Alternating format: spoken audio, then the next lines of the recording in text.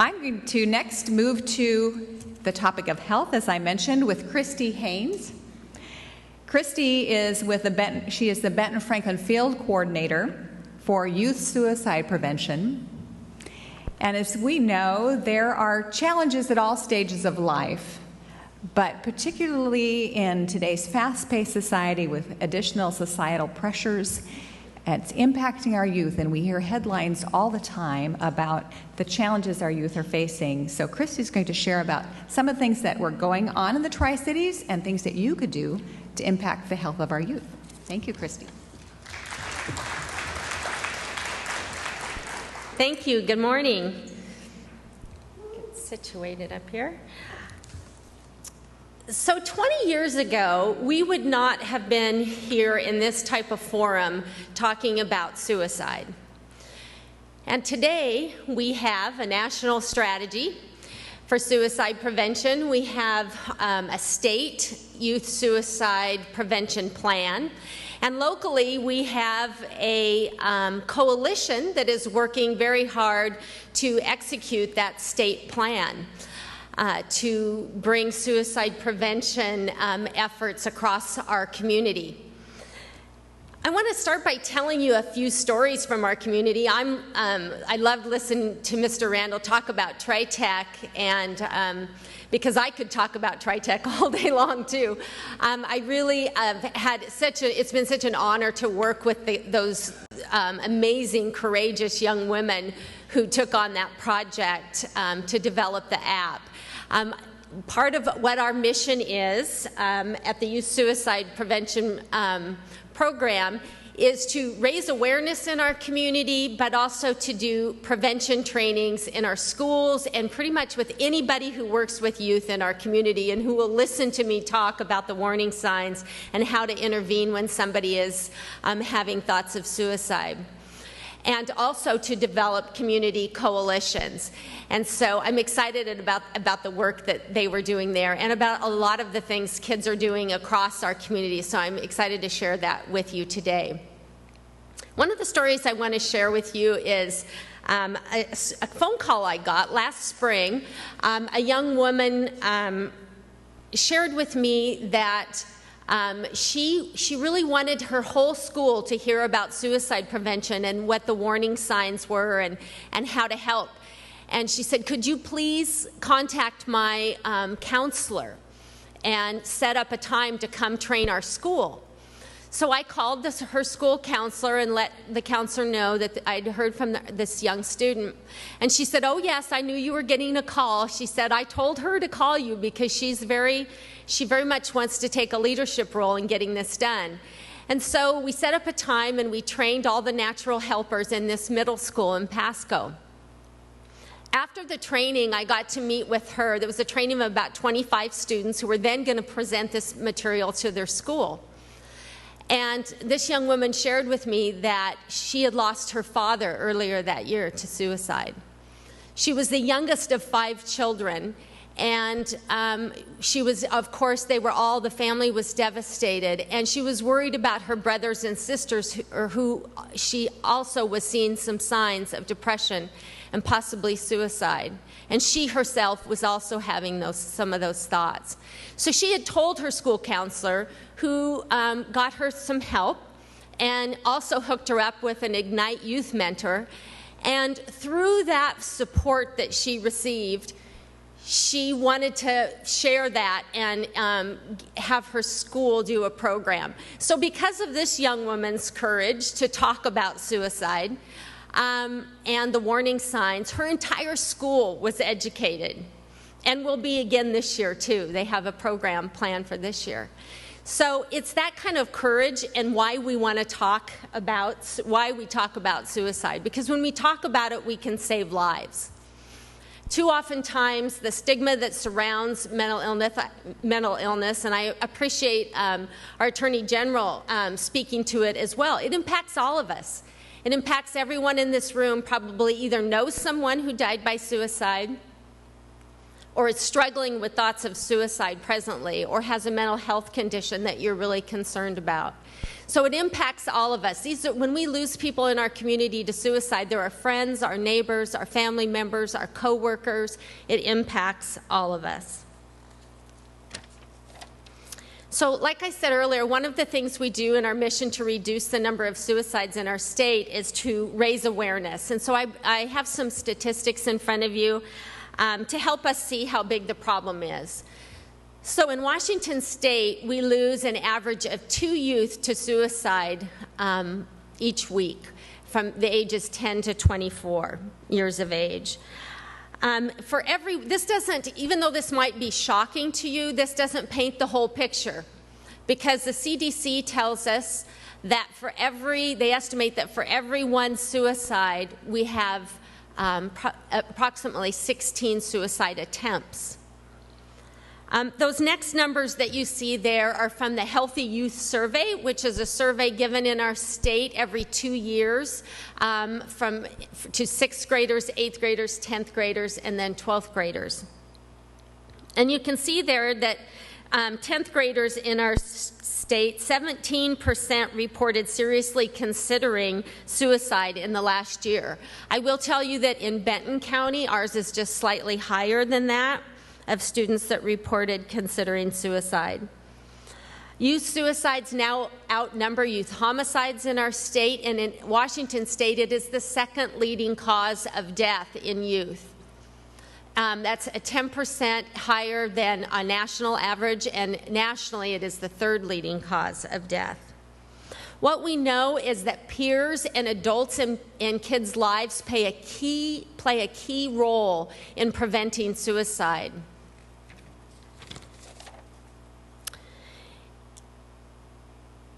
In Benton-Franklin County, 45% of 10th graders reported that they did not have a trusted adult that they could turn to. This again was on the Healthy Youth Survey. This is a really concerning, very concerning statistic for me. As I work out in the schools, I ask this question often, and I asked it in an auditorium in Pasco this last week. And I said, raise your hand if you were sad and felt lonely or hopeless, if you know who at this school or an adult in your life that you would turn to. If someone comes to mind, raise your hand. And it is always shocking to me how few kids raise their hand. And this tells me that we have a lot of work to do in our community as adults who are willing to listen non-judgmentally when kids are in trouble, and that we're willing to listen to kids about difficult subjects like their mental health and thoughts of suicide. That's one of the reasons why I think it's so incredibly courageous for these young women at TriTech to take that on. And it shows the great need, how far they went with it, shows the need across our country to talk about these difficult issues. Schools and youth-serving agencies that I do trainings in are reporting to me and telling me that they're seeing a large increase in kids who are dealing with suicidal ideation. An important part of suicide prevention is being able to identify kids that are at high risk. When I was at a school last fall, I come back to this class every year, a radio broadcast, again, TriTech, radio broadcasting class. Each year they help me to promote an event that we have in the fall, so they do PSAs. And a young man caught me as we were walking through the hall and said, hey, I just want you to know, you know that 800 number that we put out on the air every year? He was a senior at the time. He'd been working on it for several years. He goes, I just want you to know that saved my life 3 times last year. And he said, I call it, and there's always somebody to talk to, so it's really important that we get that out on our radio station. And so it's stories like that and the girls at TriTech that really motivate me to keep doing the work and realizing that how desperate kids need to know that there's somebody to talk to 24/7. So this slide shows our state by county and the rate of suicide per 100,000. And this is a rate of suicide for 10 to 24-year-olds. You can see there in the dark orange the highest rates of suicide, and they're mostly in very rural communities. And then you see the slightly lighter orange being higher than the state rate. And then you see the white, which you see with Benton County as being the lower rates. And then the dotted is because those counties don't have enough information from hospital records to have data. There's not enough data. Partly because those counties send anybody who's injured to the trauma units, which would be in Benton County. So that gives you an idea. Basically, the reason I think this slide is important to note is that in urban communities, we see the lowest rate of suicide, and in our rural communities, higher rates. And apparently, we would fall into an more urban community, as we are just slightly lower than King County. So YSPP, the work that we do in our schools, we offer in our community, we offer a list of many different trainings that are available. So I wanted to just briefly tell you a little bit about those trainings, and hopefully, if it's something that your organization or agency or school could use, I'd love to talk with you about that afterwards. We do a Networks for Life, is what we call it in schools and agencies. It's a 3-hour training, a more in-depth training to recognize the warning signs of suicide and suicidal ideation, and how to 3 intervention steps. We go more into depth on statistics and who's most at risk. We have a postvention training, and postvention comes into play after a suicide, and what we know is that postvention is very important in preventing suicides, because exposure to a suicide raises risk. And so that is available for your agency if you've had a suicide recently. And then we do peer-to-peer trainings in the school, like what I was talking about earlier. And basically, we talk about coping skills, and we talk about being a good friend, and how to listen, and how to be courageous and just ask the question, are you thinking about suicide? Which I'll share just in a little bit, I'll share with you too. So then the students turn around and they present that to their entire school. Usually meet with a leadership class or a group of concerned students who have an interest in this topic, and they creatively decide what is the best way to present that material to their school. So sometimes it's in the form of a video that they create. Sometimes we've had sidewalk chalk campaigns. We've had PSAs developed, apps developed, all kinds of different things that kids creatively have come up to help their peers learn about suicide prevention.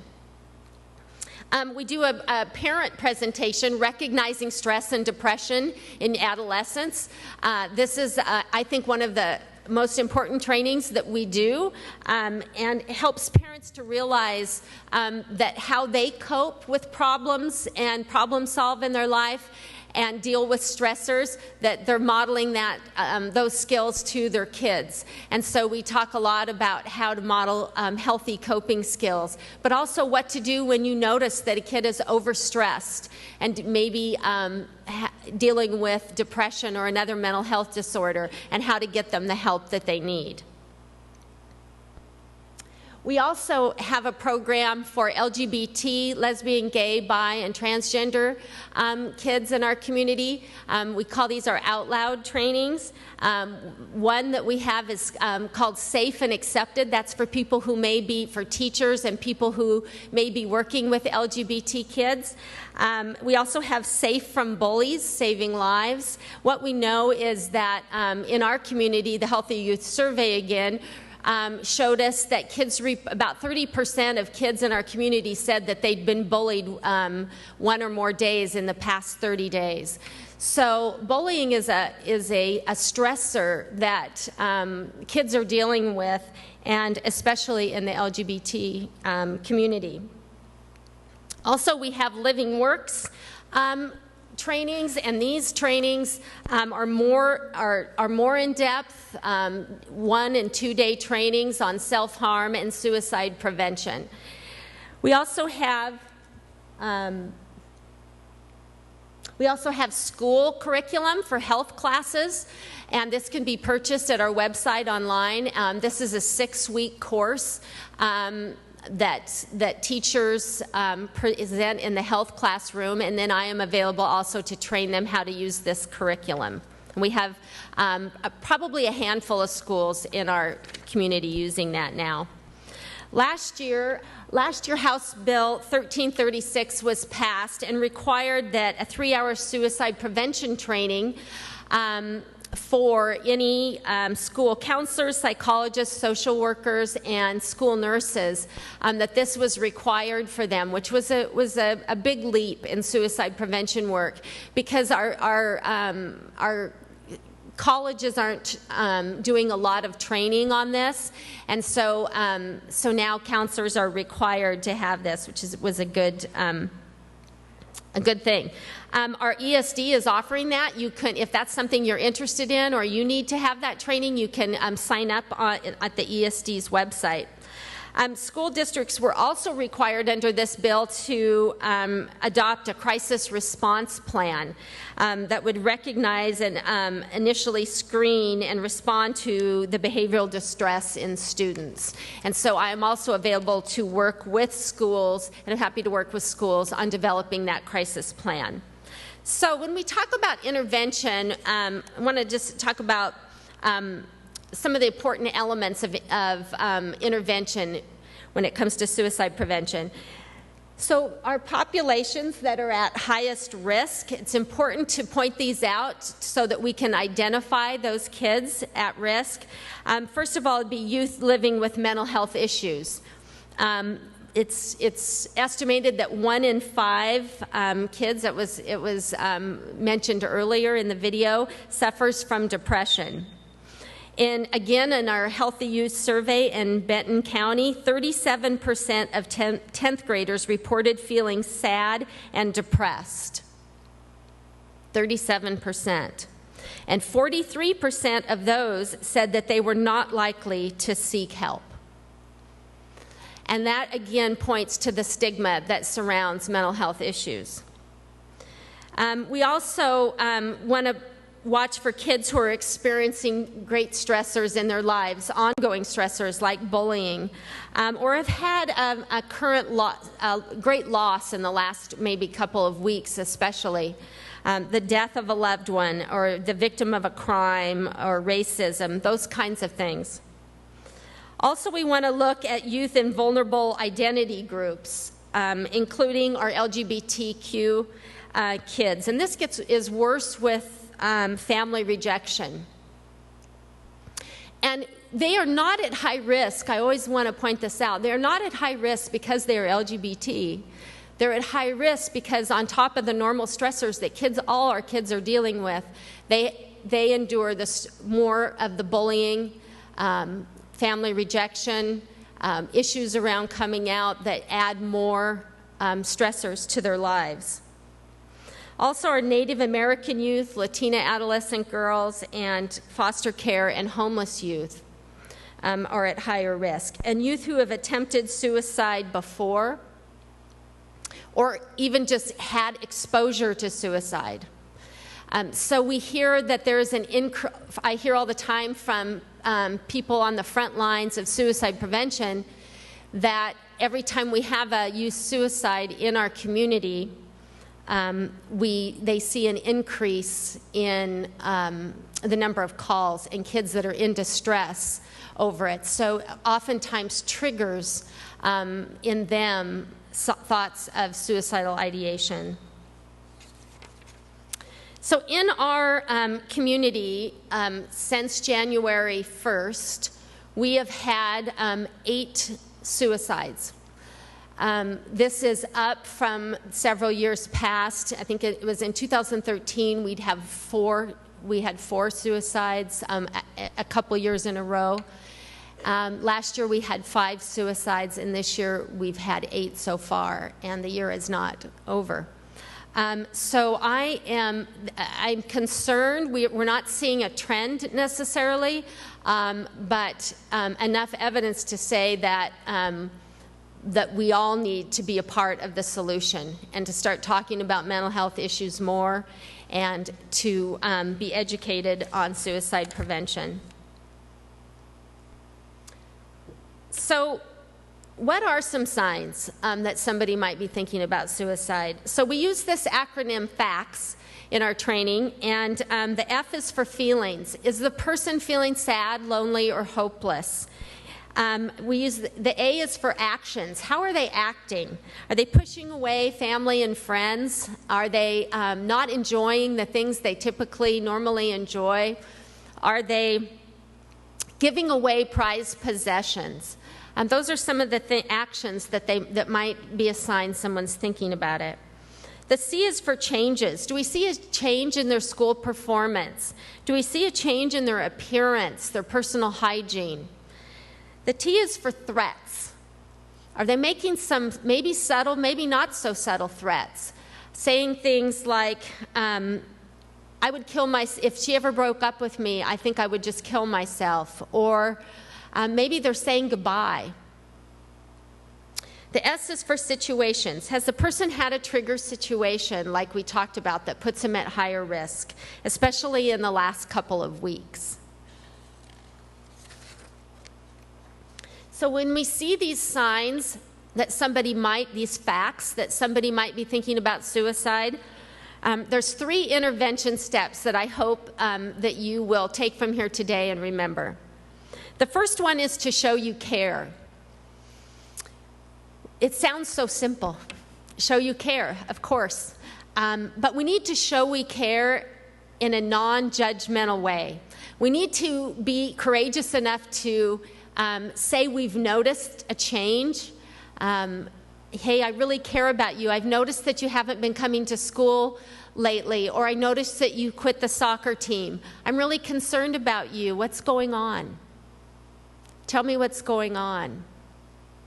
And then we need to be quiet and listen.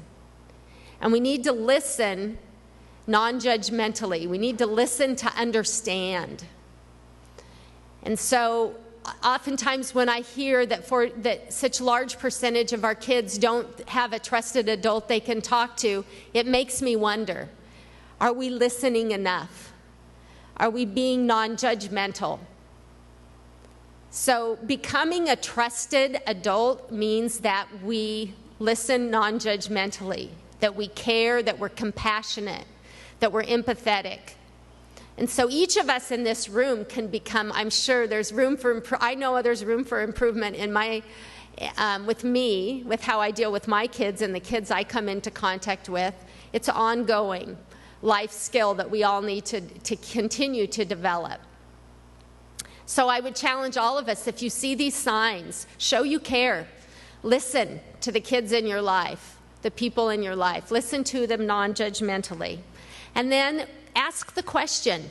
If you're still concerned, if you see these signs and you're concerned that they might be thinking about suicide, don't be afraid to just ask. Are you thinking about suicide? And say it in a non-judgmental, non-hysteric way. Because when we're judgmental or hysterical, or if we say it in a way like, are you thinking about, you're not thinking about suicide, are you? Or you wouldn't do that, would you? Or something that you hear the difference in the tone. When we use that kind of tone, all of a sudden we've become an unsafe place to share. So we need to make sure that we check ourselves and we calm down in that situation, and we just ask directly, are you thinking about suicide? And then if they let us know that they are or they have, we need to let them know that they're not alone, that we care about them, that we're going to stay with them, and help them get the help they need. We need to let kids know that there's hope and there's help out there so that they'll feel better. And it's very important. I think a lot of us avoid the subject or don't ask the question because we're afraid of what the answer might be. And then what do we do? And so just know that what you need to do is to just stay calm and let them know you're going to stay with them till help comes, and know that there is help in our community. This next slide shows where some of that help is and who to call.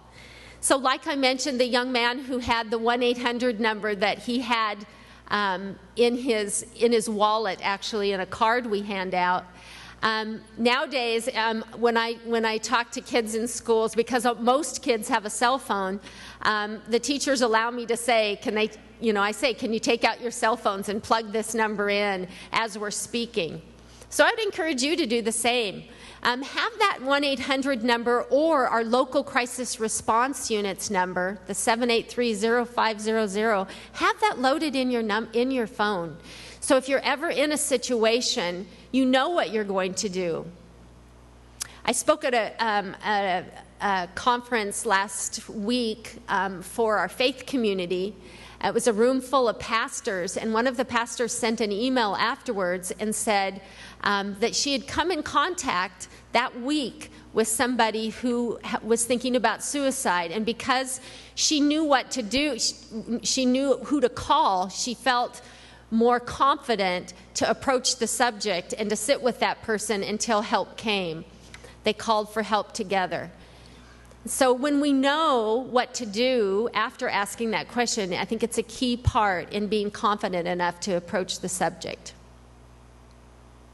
You can also find out, get information, and if suicide is imminent, or you're concerned that somebody might be that somebody is going to hurt themselves, definitely call 911. Or if you can't, for whatever reason, get a hold of crisis response, or you feel like you need to take quicker action, you can also take them to hospital emergency rooms, are also equipped. We also now have a texting line, a texting crisis line, which I think is really great for our youth. Because it is such a texting culture, that text line is 741-741. You can text that with just, I need to talk to, and in the message line, I need to talk to somebody. Or you can simply text START, and a crisis counselor will come on and do a texting conversation with you, and then also has the ability to link you to your local crisis center.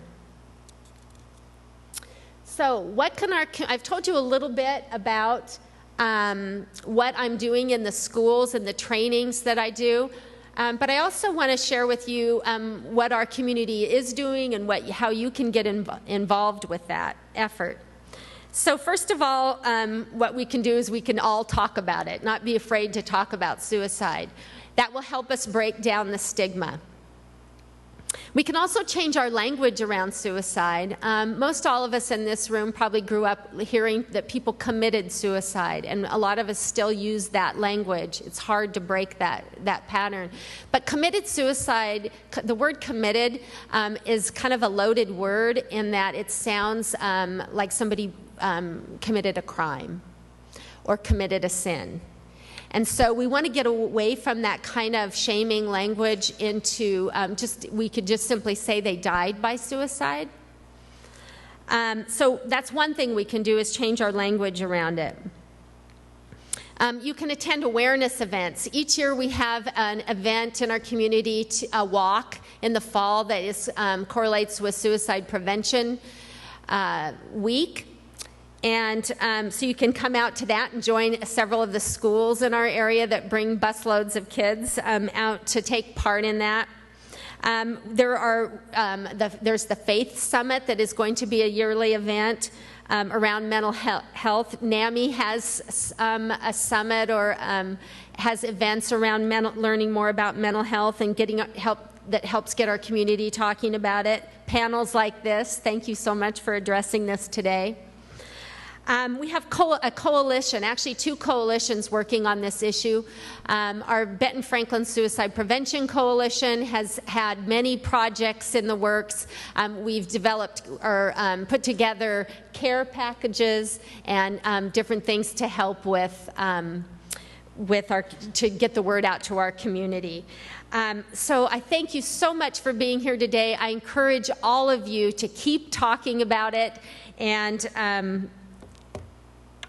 hopefully thinking about how you can become a more caring, trusted adult in the lives of youth that you are connected with. Thank you. We're going to be moving further into the area of health, specifically looking at the impact of e-cigarettes or vaping and marijuana on families. And Dr. Amy Person is going to be providing the expertise and the personal experiences from the Benton-Franklin County Health Department.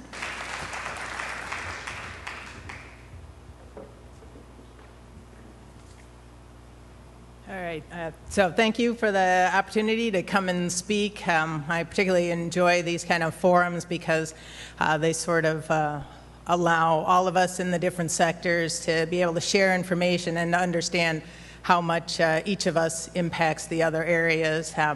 It's particularly interesting hearing the things from education and self-sufficiency. What we know about health is that one of the greatest predictors of your life expectancy is your educational level. So these things all do interact. So I'm going to be speaking about e-cigarettes and marijuana, and both of them are interesting from a public health perspective because with e-cigarettes we're looking at something that has absolutely no regulation tied to it currently, and then at marijuana, it's something that's been more recently legalized. And so from the health perspective, we're interested in how those kind of policy changes will be impacting public health, will be impacting children and families. So I'm going to be showing you lots of data, because in public health we do love data, but what I'm really hoping to try to impart to you is how to turn that data into information that you can use and can help you to understand where you can make an impact, both as an individual and at your organizations and then sort of in society as a whole. So I'll be sharing a lot of data from the Healthy Youth Survey. I'm looking at the Educational Service District 123, which includes Benton and Franklin counties. Healthy Youth Survey does have data at a county level, but in Benton and Franklin counties we get data for Benton County, but in Franklin County, because there's only one school district that participates, they don't publicly share Franklin County data. So this is our current marijuana use as reported by 6th, 8th, 10th, and 12th graders in 2014. So in our area, 24%, so about a quarter of 12th graders report using marijuana in the last 30 days. If we look at electronic cigarettes, that's about 26%. And the dramatic thing about this is that in 2012, which was the first year they asked about electronic cigarettes, only 6% of 12th graders reported using e-cigarettes. So the use has quadrupled in 2 years, and likely that'll continue to go up because access is so readily available. And as a comparison, if we look at cigarette smoking, in 2014, about 14% of 12th graders reported using cigarettes within the last 30 days, which is still more than we like to see, but as you can see, both marijuana and electronic cigarette use far outpaces conventional tobacco. I put tobacco up here too because it is an example of where we can be successful.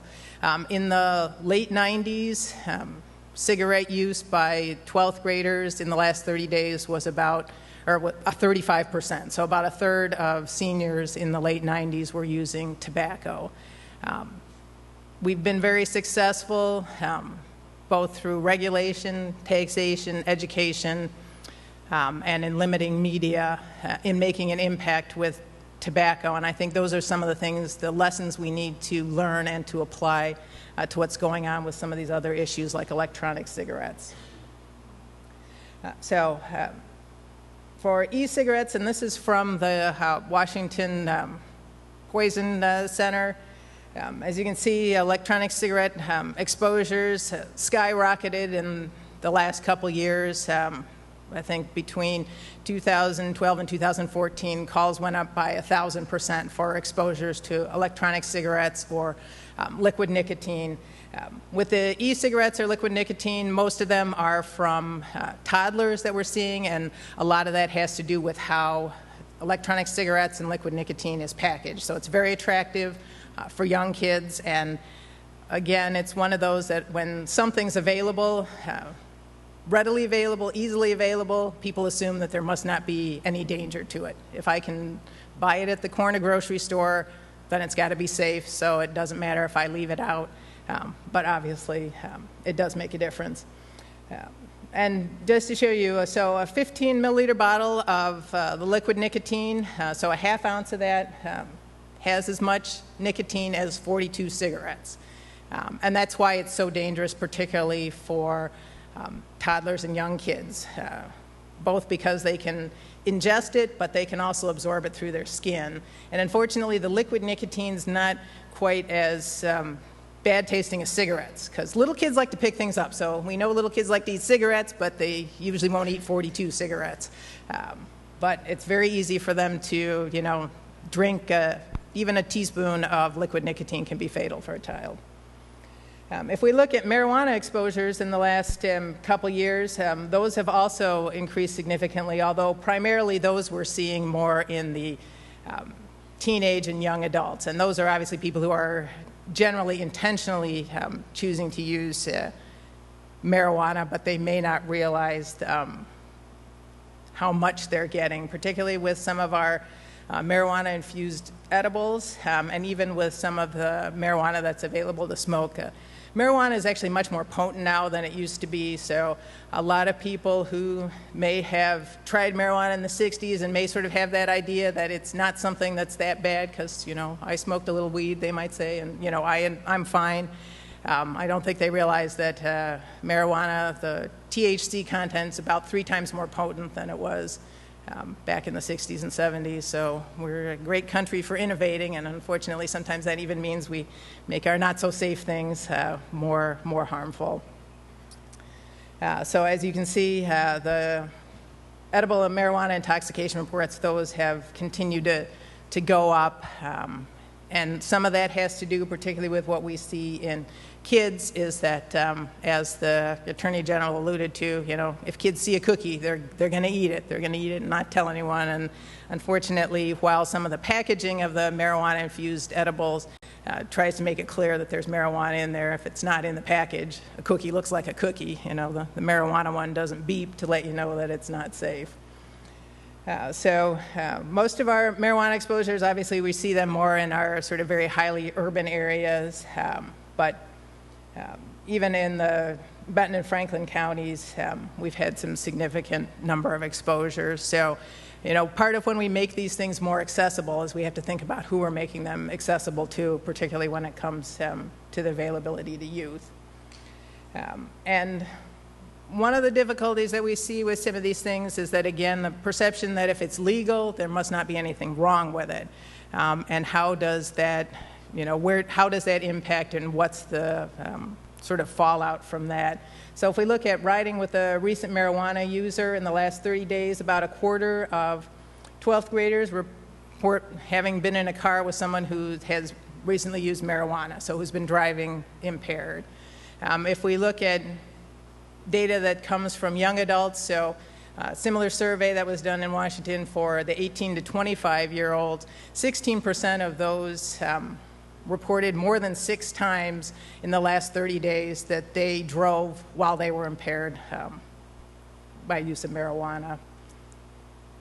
And as we can see, the fatal crashes where drivers have tested positive for marijuana has increased significantly in the last year. Now, this isn't necessarily to say that marijuana caused these crashes. What's harder to sort of piece out with this information is that since THC stays in your system longer. Registering positive for that doesn't necessarily mean that you would have smoked or eaten marijuana immediately before driving, but we definitely are seeing an impact in that, and that is something that we will be watching. Some data from New Zealand is kind of giving us some of our first best evidence that marijuana does have a significant impact on adolescents. What we know now is the adolescent brain is not like an adult brain. There is still development, there is still changes in adolescent brains. So what you do as a teenager can benefit or cause harm to how you are able to function as an adult. And we do know that marijuana use, particularly regular marijuana use, has a significant impact on teens, both in terms of reduction in their IQ, in their ability to be self-sufficient later in life. And we also know that adolescent brains do seem to be more prone towards addiction than adult brains. So both with exposure to marijuana and exposure to nicotine and electronic cigarettes, we're setting them up to not be able to quit later on.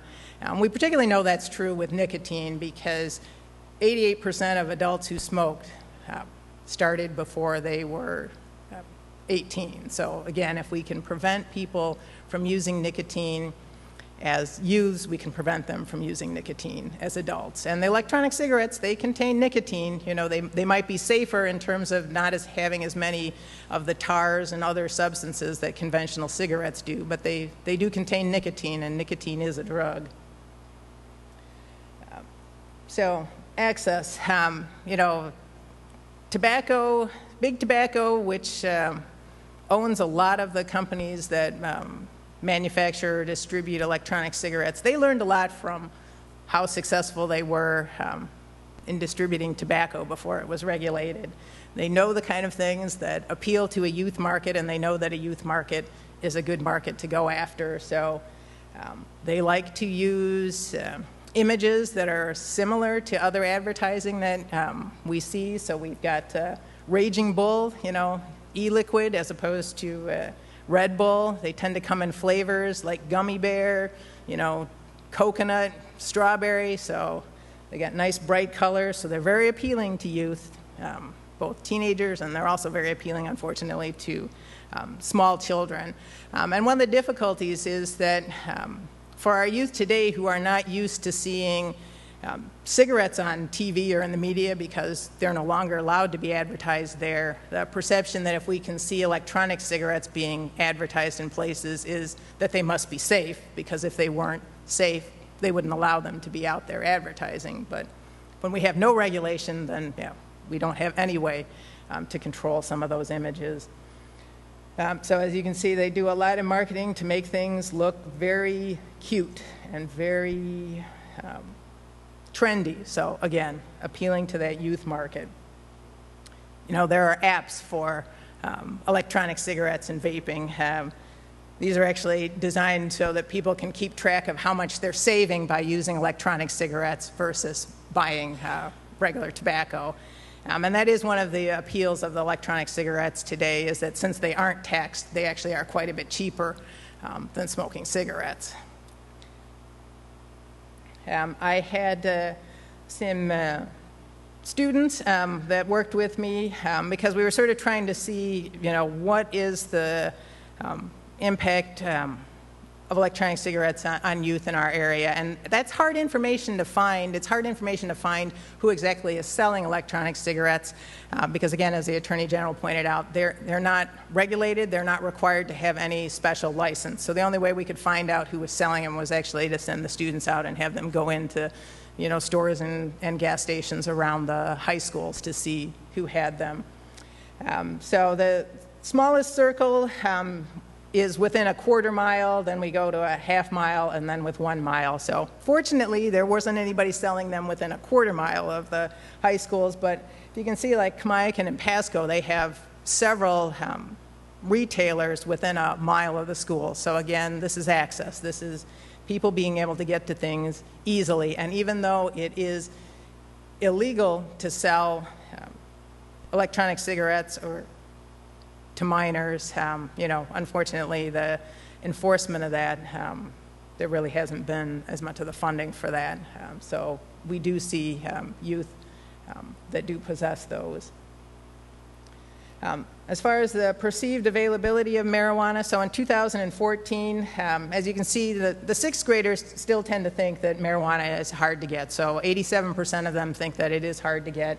By the time you get down to 12th grade, only 19% of them think that it's hard to get. If we look at this compared to 2012, there hasn't been much change in the 6th and 12th graders, but in both the 8th and 10th graders, about 68% more of them now think that it's easier to get. So perception of harm. And the reason I want to tell you about that is, again, electronic cigarettes, they're marketed as being safer than cigarettes. So there's a lot of controversy. There's even a lot of controversy in public health about who should be able, or whether we should be regulating this. So right now, with marijuana, about 82% of 6th graders and about a third of 12th graders report that adults think that youth using marijuana is wrong. So this isn't just anyone using marijuana, but that youth using marijuana is wrong. And these numbers are lower than what we see with cigarettes. So the perception that kids are seeing is that the community thinks that using marijuana is better than using cigarettes. It's not as wrong.